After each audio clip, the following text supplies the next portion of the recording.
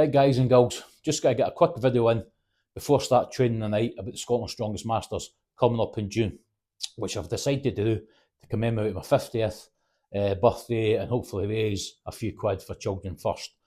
5 events. First one, axle press overhead.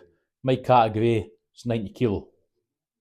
And then there's a deadlift for my category. It'll be 210 kilo. Now, these weights I can handle. Like last week with the axle bar. This one here, I've done 95 at the rack for overhead press. And tonight I'm going to go for about 97.5, maybe even 100, see what I'm feeling. The weight for the deadlift, 210 kilo. Look, that's not an event I'm that worried about. I've been doing a hell of a lot more of that with deadlifts in the past.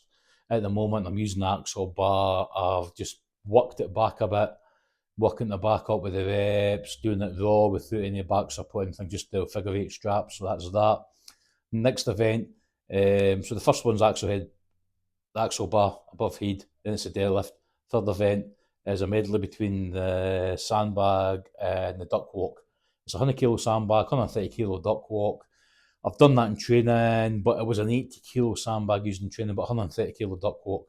Although when I entered the Victory Masters back in February, first time I lifted up the 100 kilo sandbag, so I got a feel for it.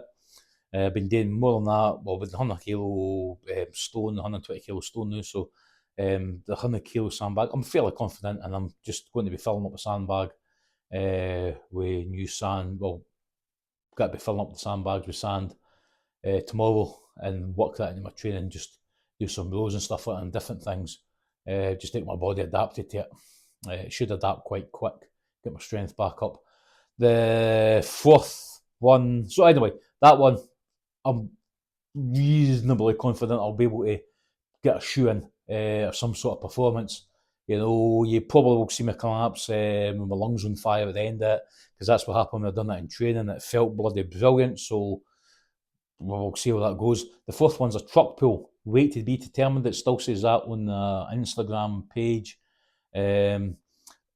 For the comp, so I've got no idea of what weight I'm pulling. I can't recreate on a sled of that.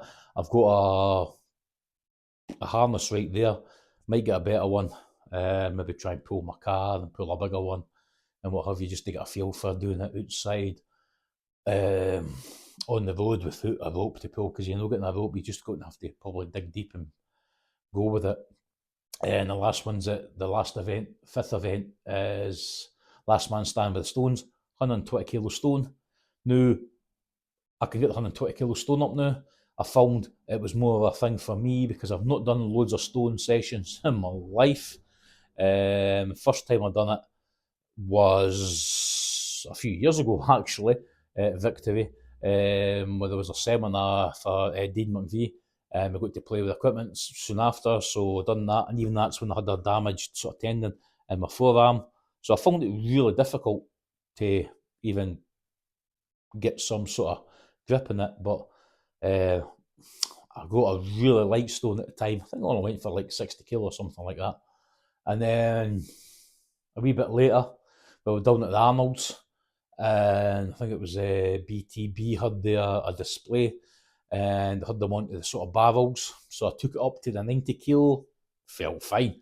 I was heavier at the time, physically stronger, heavier, and getting up, seeing the video for it, didn't really seem to bother me. If there was heavier stones to have a go at, I probably would have had a go, and that was just chalk at the time. No sticky. Tacky, sorry. So there's none of that. But I mean, here in my own sort of wee gym, the strength centre, how fucking pretentious is that? I've named the gym. But hey, it's mine. We got a idea about it. So anyway, I've been doing the 120 kilo stone here. I got that up, found it was more a thing about, for me, technique other than anything, because once I started placing the balls on my feet in the right position and getting that and getting my hands on it properly and up, it came up. It wasn't difficult. Wouldn't say it was easy, but it wasn't difficult. I got it up, got my knees, going up, foot up, boom, and then dropped it on the mat. I didn't even record it properly, but I've told somebody I know, like, I've done it, no bother. Says, but I've not recorded it, so I'll do it again for you. Went to record it for them, and couldn't repeat it because I think I was trying to rush it, try to prove something. And looking back, and I probably wasn't hugging it properly or what have you. And I've burnt myself out. But my body feels like it's adapted again since last week of doing that. So you just got to keep chipping away at it and come a day and give everything that I've got. It's as simple as that. There's going to be guys there that'll be younger, fitter, faster, stronger. Of that, I've got no doubt. But, I'll be there competing against myself to give everything I've got. Hopefully raise the few quid for the charity.